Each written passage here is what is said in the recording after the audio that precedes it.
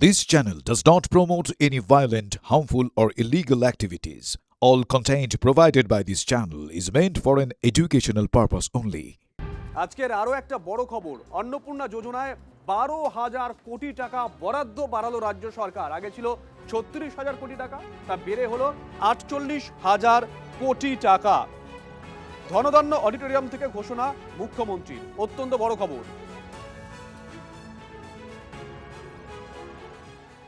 সরকারটা আপনাদের, অন্নপূর্ণা যোজনা আমাদের কমিটমেন্ট। 35,000 কোটি টাকা তো বাজেটে রেখেছিলাম আমরা, 36,000 কোটি, তাতে হবে না। আমাদের মার্চ মাস পর্যন্ত আমরা যদি 1,45,00,000 তো উপযুক্ত হয়ে গেছে, আরও 14 লক্ষের ভেরিফিকেশন চলছে, আরও কয়েক লক্ষ বাড়বে। আমরা হিসাব করে দেখেছি যে 48,000 কোটি টাকা বছরে এই খাতে আমাদের খরচ করতে হবে। কিন্তু ভারতীয় জনতা পার্টি ভেবে চিনতে অঙ্গীকার করেছে, সেই অঙ্গীকার পূরণ ভারতীয় জনতা পার্টি করেছে, আগামী দিনেও করবে। আপনারা বিশ্বাস ভরসা আমাদের উপরে রাখুন। এই মুহূর্তে আমাদের সঙ্গে রয়েছেন কালীঘাট তৃণমূলের নেতা বৈশানু চট্টোপাধ্যায়। বৈশানবাবু, 36,000 কোটি টাকা অন্নপূর্ণা যোজনার জন্য রাজ্য সরকার বরাদ্দ করেছিল, মুখ্যমন্ত্রী আজ ঘোষণা করেছেন আরো 12,000 কোটি টাকা বরাদ্দ করা হলো, এখন বরাদ্দ 48,000 কোটি টাকা। দেখছেন কিভাবে? আমাদের সরকার ক বছর ধরে আর কত লোক, কত মহিলা লক্ষ্মীর ভান্ডারে কভারেজ করেছিল, এই সংখ্যাটা আপনি বিচার করবেন। উনি বলে দিলেই তো হবে না। উনি একটা বলেছেন যে টাকা বাড়িয়েছেন, 12,000 কোটি টাকা বাড়িয়েছেন, বলছেন আমাদের সময় 2,30,00,000 বেশি মহিলা কিন্তু লক্ষ্মীর ভান্ডারে উপকৃত ছিল। সেখানে দাঁড়িয়ে ওনারা যে কথা বলছেন, এই জবে থেকে বলেছেন তার এতদিন পর্যন্ত কিছু হয়নি, এখনো পর্যন্ত অন্নপূর্ণা ভান্ডার কজন ঢুকেছে বলা যায় না। সংখ্যাটা কত হচ্ছে অন্নপূর্ণা যোজনার, সেটা আপনারা দেখবেন, বিবেচনা করবেন। যত বেনিফিশিয়ারি লক্ষ্মীর ভান্ডারে ছিল সেই অনুপাতে এই অন্নপূর্ণা যোজনায় বেনিফিশিয়ারি কত হলো। আমরা শুধু তো অন্নপূর্ণা, শুধু লক্ষ্মীর ভান্ডার করিনি, আমাদের সঙ্গে যুবসাথী ছিল, স্বাস্থ্যসাথী ছিল, খাদ্যসাথী ছিল, আমরা এতগুলো সামাজিক প্রকল্প চালিয়েছিলাম, তার সংখ্যাটাকে বিবেচনা করবে। অন্নপূর্ণা যোজনায় আমার হিসাবে 1 কোটির ওপর মহিলারা তাদের নাম বাদ যাচ্ছে। আর একটা ব্রেকিং নিউজ দিয়ে আপনাদেরকে, চলতি সপ্তাহেই রাজ্যে আসছেন অমিত শাহ। 3 দিনের সফরে রাজ্যে আসতে চলেছেন কেন্দ্রীয় স্বরাষ্ট্রমন্ত্রী, এমনটাই খবর পাওয়া যাচ্ছে। আমাদের প্রতিনিধি সোমা আমাদের সঙ্গে রয়েছে, সরাসরি সোমা থেকে জানবো। সোমা, এই যে 3 দিনের জন্য তিনি এ রাজ্যে আসতে চলেছেন, অমিত শাহ এ রাজ্যে আসতে চলেছেন, কি কি কর্মসূচি? স্বরাষ্ট্রমন্ত্রীর কিন্তু একাধিক কর্মসূচি রয়েছে। আগামী 20 তারিখ তিনি উত্তরবঙ্গ সফরে আসছেন। 20 থেকে 22 তারিখ পর্যন্ত তিনি উত্তরবঙ্গে একাধিক কর্মসূচিতে যোগদান করবে, যার মধ্যে কিন্তু উল্লেখযোগ্যভাবে আমরা যেটা জানতে পারছি, অর্থাৎ নবান্ন সূত্র থেকে এখনো পর্যন্ত আমরা যেটা জানতে পারছি, শিলিগুড়িতে ভারতীয় ন্যায় সংহিতা নিয়ে একটি প্রদর্শনীশালা হবে। সেই প্রদর্শনীশালার উদ্বোধন করবেন স্বরাষ্ট্রমন্ত্রী অমিত শাহ। অপরদিকে সীমান্তবর্তী এলাকা যেগুলো রয়েছে, সেই সমস্ত এলাকার ডিএমদের সঙ্গে তিনি কিন্তু একটি বৈঠক করবেন। তার কারণ হচ্ছে সীমান্তে যে বেআইনি লেনদেন, সেই লেনদেন আটকাতে মহিলা কিন্তু কেন্দ্র। তাই একটি পর্যালোচনা বৈঠক, সেই বৈঠকে তিনি যোগদান করতে পারেন সেরকম সম্ভাবনার কথা উঠে আসছে। অপরদিকে কিন্তু ফৌজদারি আইন, নতুন ফৌজদারি আইন নিয়ে একটি বৈঠক, সেই বৈঠকেও তিনি যোগদান করবেন বলে আমরা খবর পাচ্ছি। পাশাপাশি গত 3 মাসে বিজেপি সরকার একাধিক প্রকল্পের উদ্বোধনের কর্মসূচি নিয়েছে, সেই বেশ কিছু প্রকল্পের উদ্বোধন করা হবে বলে কিন্তু এখনো পর্যন্ত আমরা জানতে পারছি। ধন্যবাদ সোমা। এদিকে মোথাবাড়ি কাণ্ডে এনআইএর আতশ কাচের নিচে সাবিনা ইয়াসমিনের স্বামী। মোথাবাড়ি কাণ্ডে সুজাপুরের বিধায়কের স্বামীকে জিজ্ঞাসাবাদ এনআইএ আধিকারিকদের। যে খবর পাচ্ছি আমরা, ঋতব্রত তৃণমূলের বিধায়ক সাবিনা ইয়াসমিনের স্বামী মেহবুব আলমকে জিজ্ঞাসাবাদ করা হয়েছে। ঠিক কি কি জানতে চাইছেন আধিকারিকরা? শুভদোষ। হ্যাঁ দেখো, মূলত এর আগেই এই বিষয়ে মূলত এগিয়ে যাচ্ছিল এনআইএ, যে তৃণমূল নেতাদের তারা জিজ্ঞাসাবাদ করেছিল এবং পাশাপাশি সেখানকার কংগ্রেসের যে প্রার্থী ছিলেন মোথাবাড়িতে, তাকে গ্রেপ্তারও করা হয়েছিল এবং তার সঙ্গে সঙ্গে আরও কয়েকজন সেখানকার তৃণমূল কর্মীকে ডেকে এর আগেও জিজ্ঞাসাবাদ করা হয়েছে। এইটা অনেকটাই ইতিমধ্যেই তদন্তে স্পষ্ট হয়ে গিয়েছে যে পুরোটাই কিন্তু পরিকল্পনা করেই, ছক করে এটা করা হয়েছিল।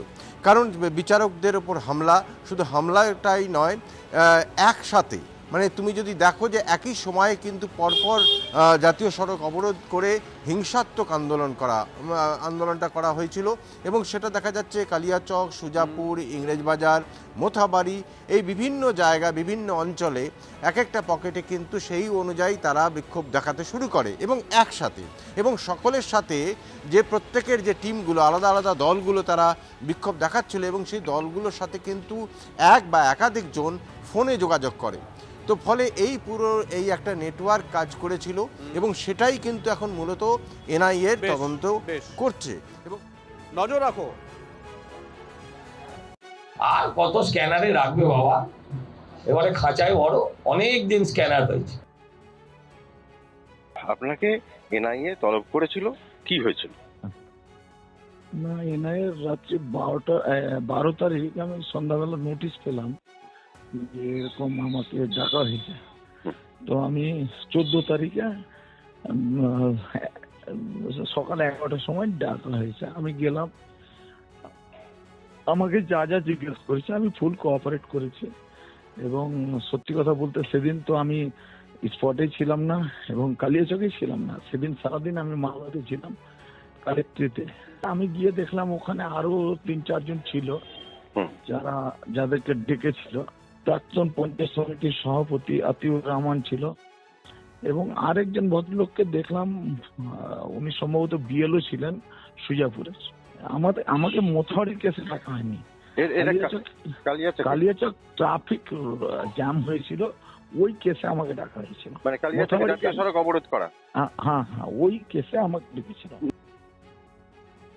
আমরা যারা রীতিমতো শিবিরে আছি, আমাদের কেউ বলছে আমরা নাকি সরকারের বিটি, কিন্তু আমরা বারবার আমরা যেহেতু বিজেপি বিরুদ্ধে লড়াই করছি, বিজেপি মানে সরকার চালাচ্ছে, বিজেপি দল দ্বারা সরকার পরিচালিত হচ্ছে, সরকার বারবার আমাদের প্রত্যাঘাত করছে।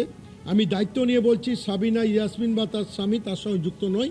ঘটনাটা আমার সঙ্গে সাবিনার একাধিকবার আলোচনায় চর্চা হয়েছে। এটা রাজনৈতিক চক্রান্ত ছাড়া কিছুই নয়।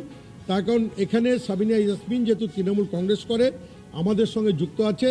এটা বিজেপি চক্রান্ত করে বিধায়ককে না পেরে তার স্বামী, বিধায়ক আর স্বামী একই জায়গায়, সেখানে তার স্বামীর মাধ্যমে এটা আমাদের প্রতি একটা মানে প্রেসারাইজ করার চেষ্টা করছে। এটা বিজেপির জঘন্য রাজনীতি ছাড়া অন্য কিছু নয়। মদন মিত্রর ওই ভালো তৃণমূল হওয়ার পরেও আমরা দেখেছিলাম তার ছেলেকে তার স্ত্রীকে জিজ্ঞাসাবাদ করেছিল, হ্যাঁ, কিন্তু তারপরে সেই জিজ্ঞাসাবাদের কী পরিণতি হলো? ইডিসিবিআই সেই যে জিজ্ঞাসাবাদ করলো, আমরা তখনই জানতাম যে জিজ্ঞাসাবাদটা লোক দেখানো, আলটিমেটলি জিজ্ঞাসাবাদে একটুখানি অ্যাটেন্ড করে বাড়ি চলে আসবে, তারপরে তদন্ত থেমে যাবে। সেরকম সাবিনা ইয়াসমিনের স্বামীর বেলাও একই ঘটনা ঘটবে। এদেরকে দেখাতে হবে যে আমরা কোনো সেটিং করছি না, কিন্তু কি হচ্ছে তলে তলে গোটা বাংলার মানুষ জানে।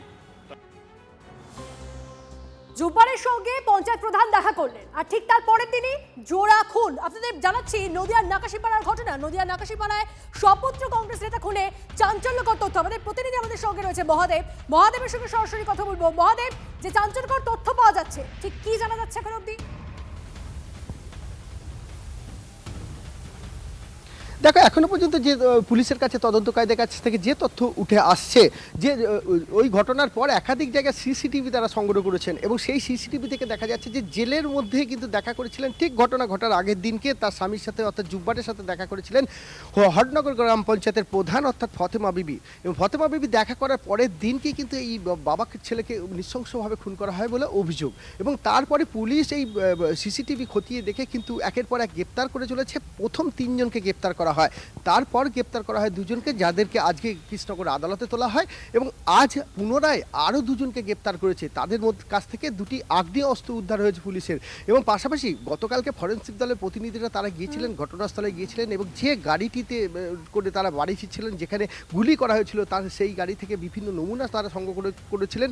তেমনই আজকে এইমসে ময়নাতদন্ত হয়েছিল, সেই এইমসে ময়নাতদন্তের করার যে সকল চিকিৎসকের টিম তারাও আজকে গিয়েছিলেন ঘটনাস্থলে এবং তারা সেই গাড়িটিও দেখেন এবং সেখান থেকে বেশ কিছু নমুনা তারাও কিন্তু সংগ্রহ করেন।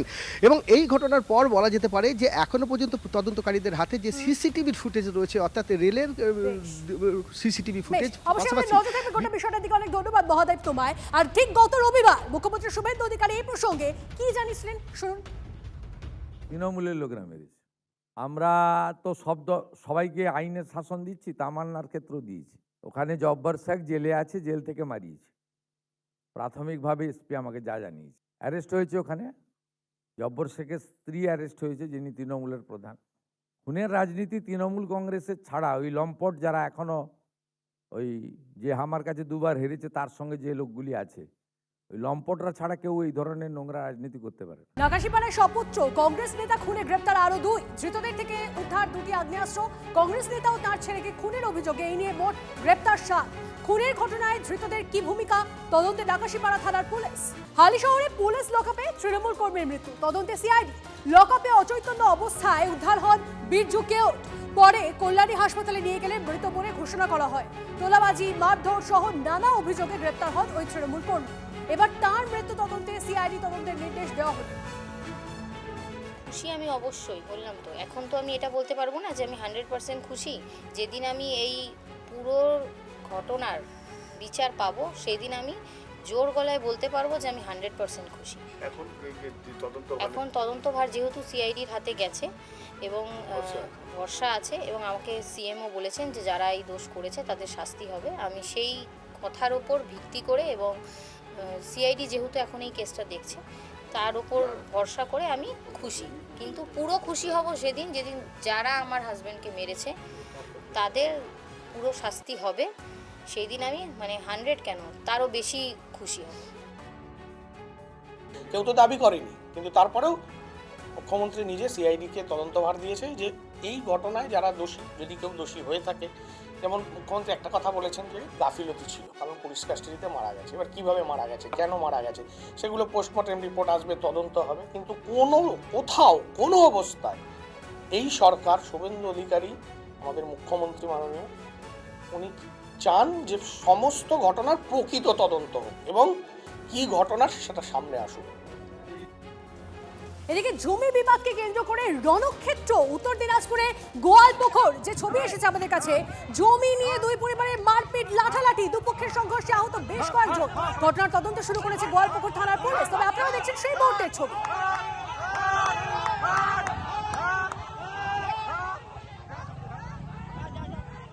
জমিতে আমাদের ইনোসেন্ট কেস দেওয়া আছে স্যার, ইনোসেন্ট কেস দেওয়া আছে কোর্ট থেকে স্যার। তো আমরা বলছি যে কোর্টে কেসটা আছে, তো আমরা কোর্টে আমরাকে যদি দলিলে যদি আমরা পাই তো আমরা জমিটা নিব। জমিতে কাজে হয়নি, আবার চলে আসে, তো আমরা যাচ্ছি স্যার। উনসের কেস দেওয়া আছে, পুলিশেরা এসে বলছে কি তোমার জমি নাই, তোরা কি করে রেকর্ডটা করলো বলো তো দেখি। আর আমরাকে রাত্রে ঘুমতে ঘরে যাই, ঘর খুলতে দিচ্ছি না, কারণ আমরাকে কিরে লাঠি লাদনাদের ছড়াতে আপনার দেখ পুলিশ তো করে এলো। যখন মামলা চলছে, তো আজকে আপনারা জমিতে কি করতে গেছিলেন? জমি ওরা কিরে লোক নিয়েছে কাকু, ওরা দখল করতে। অগ্নিকাণ্ডে তারাপীঠে মৃত্যু মিছিল, পুলিশ হেফাজতে সপুত্র হোটেল মালিক। 7 দিনের পুলিশ হেফাজতে হোটেল মালিক প্রবীর পাল ও তার ছেলে। আরো একবার আপনাদেরকে জানিয়ে রাখি, অগ্নিকাণ্ডে তারাপীঠে মৃত্যু মিছিল, পুলিশ হেফাজতে সপুত্র হোটেল মালিক। কথা বলবো হিমাদ্রির সঙ্গে। হিমাদ্রি, এই ঘটনা এখন অব্দি কি আপডেট পাওয়া যাচ্ছে? দেখো, এই ঘটনা গতকাল ঘটেছে, তারপরে কিন্তু পুলিশের পক্ষ থেকে প্রথমে ছেলেকে তারপর বাবাকে আটক করা হয়েছিল এবং রাতের মধ্যে তাদেরকে গ্রেপ্তার করা হয়। আজ তাদেরকে তোলা হয়েছিল বীরভূমের রামপুরহাট মহকুমা আদালতে। সেখানে পুলিশ 14 দিনের পুলিশ হেফাজত চায় এবং বিচারক সমস্ত দিক বিচার করে 7 দিনের পুলিশ হেফাজতের নির্দেশ দিয়েছে। পুলিশ হেফাজতে নিয়ে মূলত জানতে চাইবে যে তারা যে এই যে এমার্জেন্সি এক্সিট, সেই এমার্জেন্সি এক্সিটে কেন তালা মেরে রেখেছিল, তাদের কাছে কেন ফায়ার অ্যালার্ম বাজেনি, কেন অগ্নি নির্বাপক যে যন্ত্র সেটা পর্যাপ্ত পরিমাণে ছিল না, কেন যেগুলি ছিল কাজ করেনি কেন, তাহলে কি তারা রিনিউ করেননি বা এক্সপায়ার মাল রেখেছিল, এই সমস্ত বিষয় কিন্তু হেফাজতে নিয়ে জানতে চাইবে পুলিশ। কারণ যেইগুলি পাওয়া গেছে সেগুলি কিন্তু সমস্তটাই আগুনে পুড়ে ছাই হয়ে। ধন্যবাদ।